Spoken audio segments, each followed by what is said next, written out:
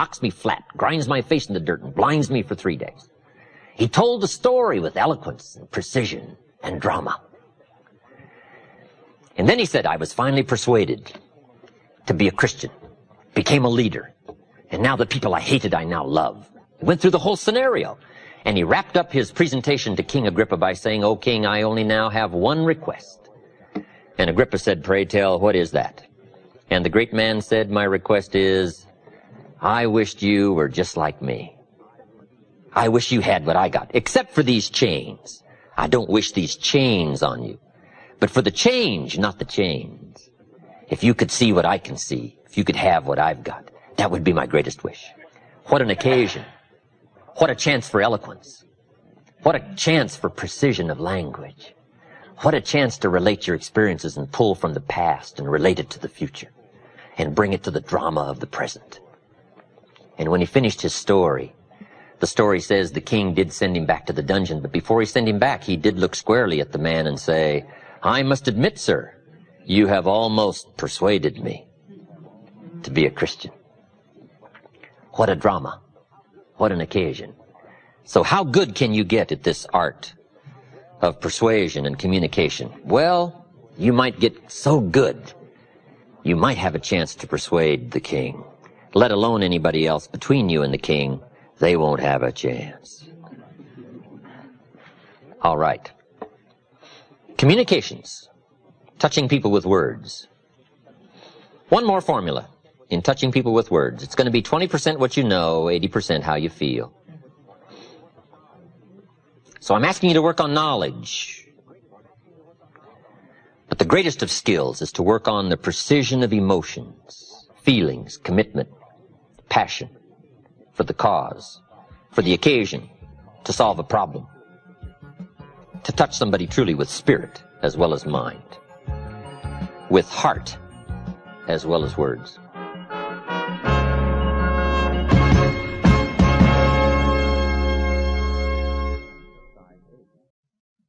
The key is to be attractive. We come back to the central theme of all of my lectures. Here's what I start with. The major part of your world starts with you. Mr. Schoaf gave me, in dramatic fashion, one of the major keys that changed my life. Here's what he said. Work harder on yourself than you do on your job.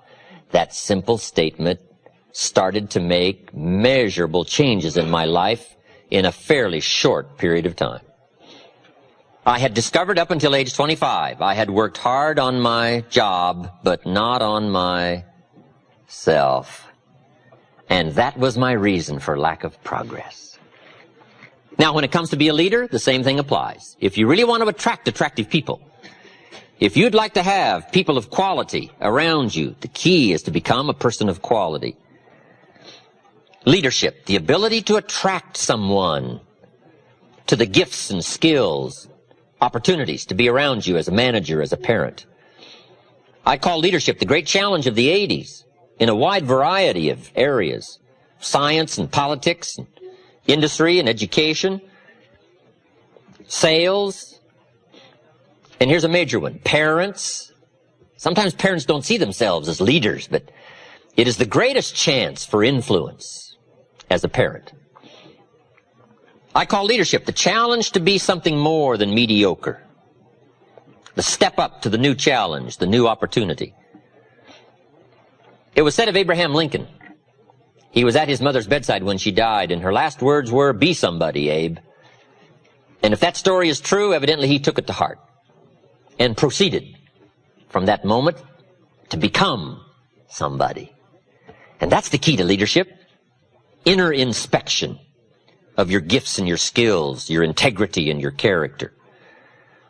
The outer look at how you present yourself as you appear. In some of our other lectures, we go through this whole scenario.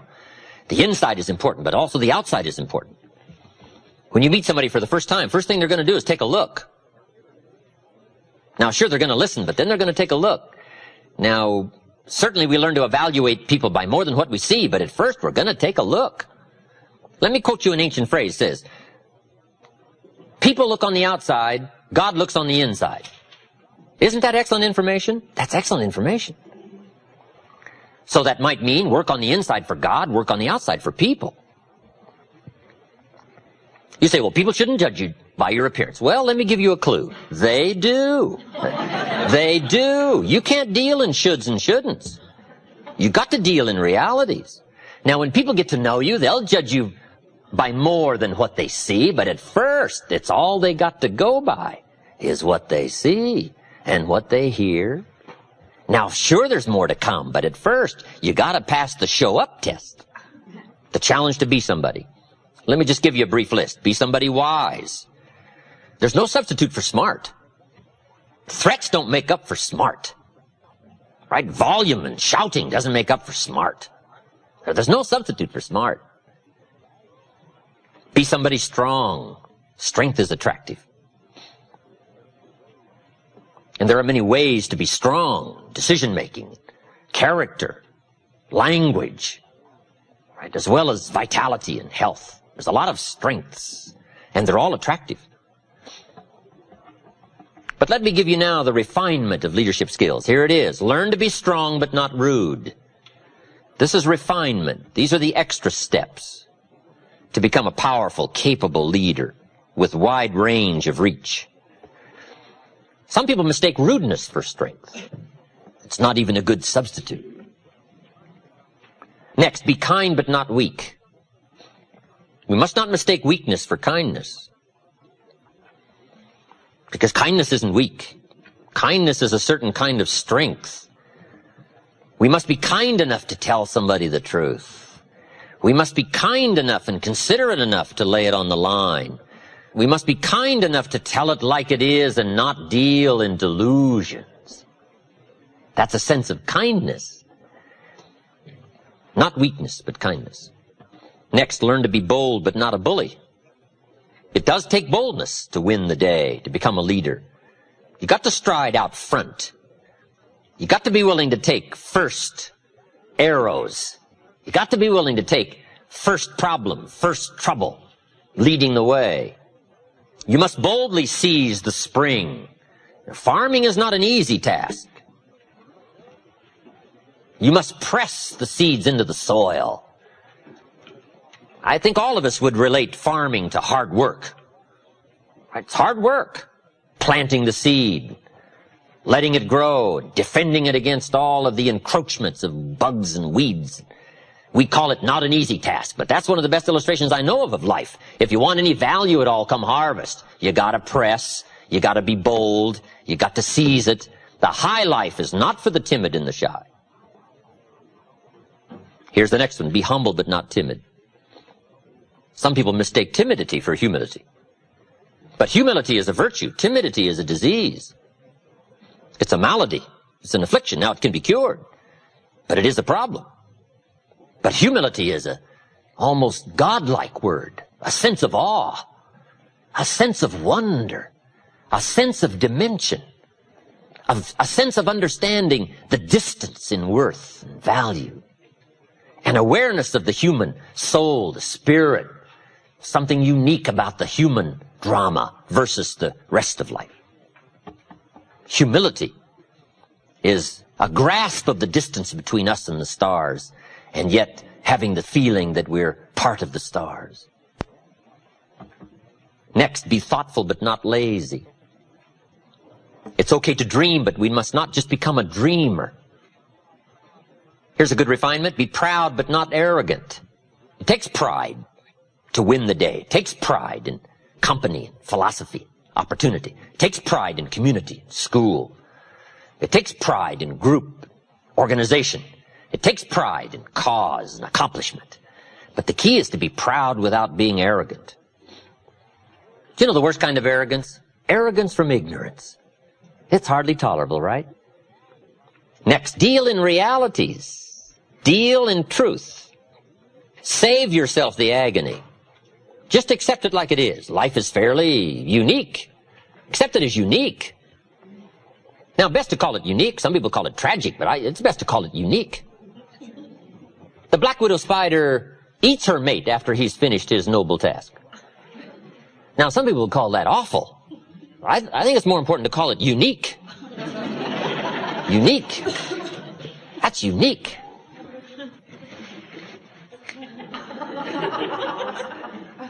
The The whole drama of life is unique. Right? The Bible is one of the most fascinating books to read because it is so unique in its presentation. One story says, God and Satan were chatting away one day. Now see, I wouldn't have thought that. Isn't that unique? And they're chatting away, and looking down on what's going on the earth. Now see, that's unique. I thought, how often do they get together and chat and talk about all this stuff? I don't know. But the drama of the story is absolutely fascinating. I mean, it's unique. And on this particular occasion, the story says, God got to bragging about one of his favorite people, Job. And he got to saying, Job, he's my favorite friend. Job, he's the greatest, he's the richest, he's the most powerful, and I'm taking good care of my friend Job. And he kept saying, Job. And finally, Satan got it up to here with Job. And he said, yeah, God, Job, your special friend. You've got this wall built around him. I can't get to him in my normal fashion. And God said, well, he's a special friend of mine. Right? We got this thing going, so I'm taking good care of him. Now, this conversation is going on. I find that fascinating. I find it unique. And finally, in the scenario of the story, Satan says to God, I tell you what, God, if you was to take that special wall of protection down from around your special friend, and if you were to let me at him, I promise you in a short period of time, doing my specialty, he will curse you to your face and then die. God said, you're out of your mind. He would never do that. Not my special friend. Satan said, would you like to wager? Wow. Isn't that fascinating? God says,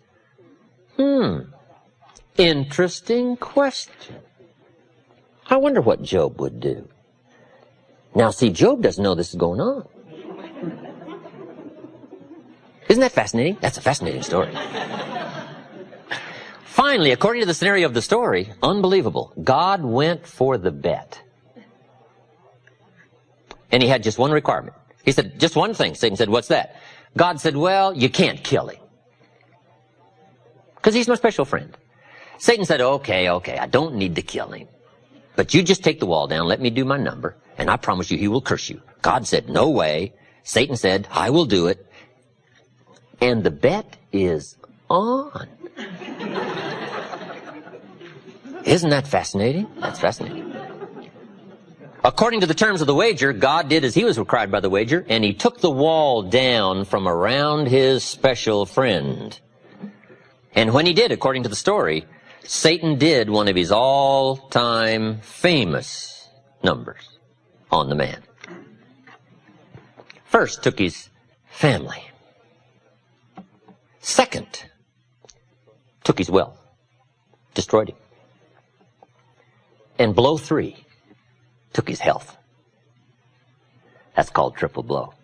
Your family, your fortune, and your health. In one of the last scenes, Job is sitting on the ashes with everything gone, and he is scraping his sores with a rock. And his wife comes along, and she's observed all of this scenario, God forsaking his special friend Job. And she said to Job, it looks like your friend has forsaken you. Why don't you just curse him and die? Satan said to God, here's where it happens. God says, he hasn't talked yet. Isn't that fascinating? That's fascinating. While they both watch, wondering the outcome of this wager, Job says, from his ashes, never. I will never curse my friend. God said, I knew it. I knew it. And he picks up the bet. 10-1 or whatever it was. I don't know. It doesn't say what the wager was. Isn't that fascinating? Now, the rest of the story says God did make it up to his friend, Job. And when you play these kind of games, you do have to make it up.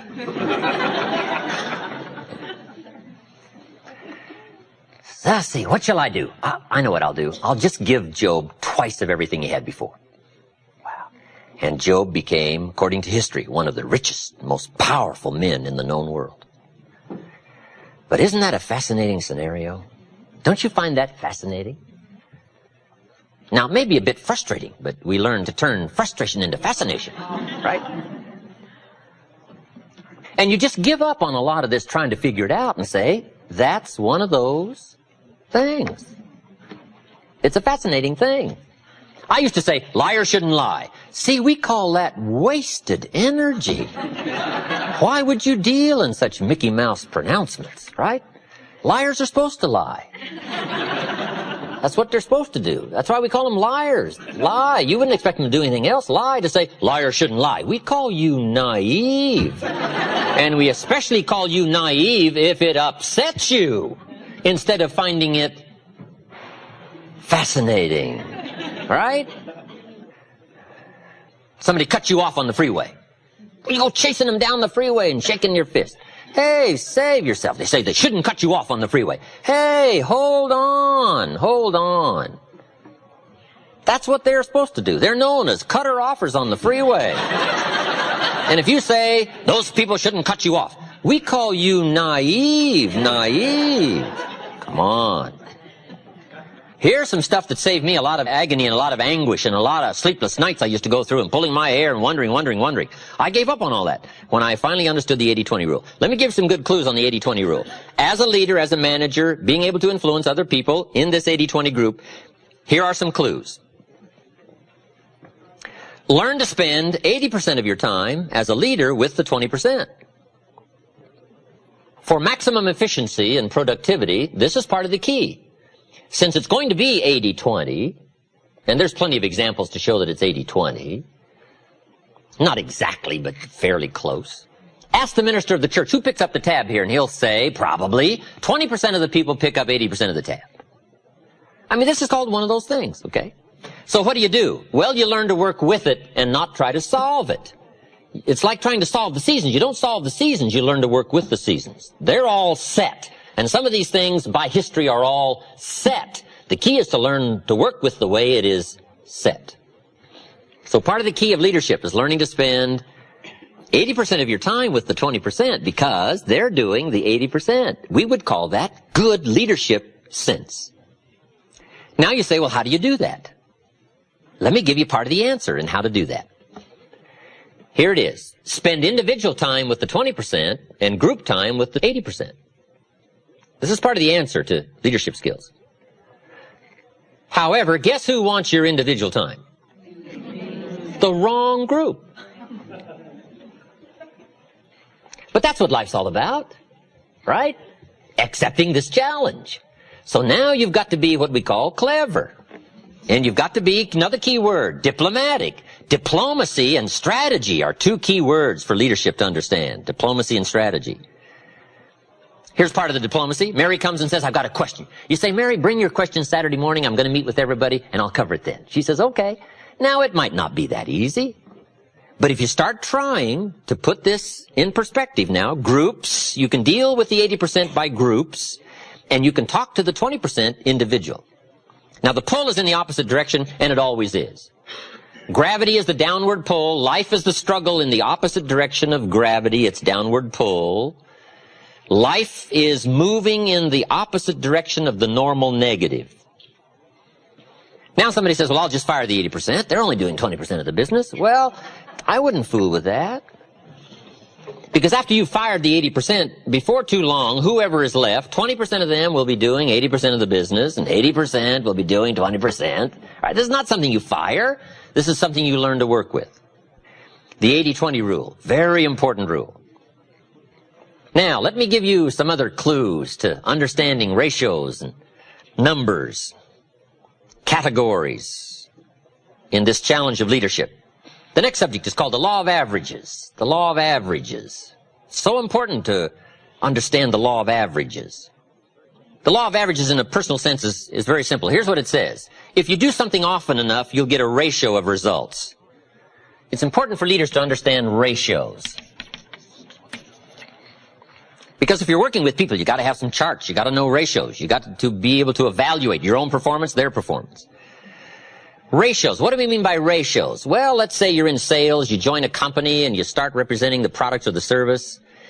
And you're first getting started, you talk to 10 people. 9 say, no, I wouldn't care for any. 1 says, yes, I'll take some. We call this your opening ratio. Now, 1 out of 10, it all depends on what you're involved with, whether or not that's a good ratio or a poor ratio. You say, well, that's not too good a ratio. Well, it all depends. Okay? But it's your opening ratio. So at first, you don't worry about what the numbers are. At first, you just get some activity going. Now, we call this very simply 1 out of 10. Now, here's what's very exciting about dealing in ratios. Once a ratio starts, it tends to continue. Now, this is some things leadership needs to know so that you're not frustrated. If you talk to 10 people, 1 says yes. If you talk to 10 more, chances excellent, you'll get another one. If you talk to 10 more, chances excellent, you'll get another one. It's uncanny. I don't even know how it works. All I know is it works. There's a lot of things you don't even know how they work. Just work them. Right? A lot of people are studying the roots. Others are gathering the fruit. I mean, it depends on what end of this you want to get in on. It just works. It's a fascinating subject, the law of averages.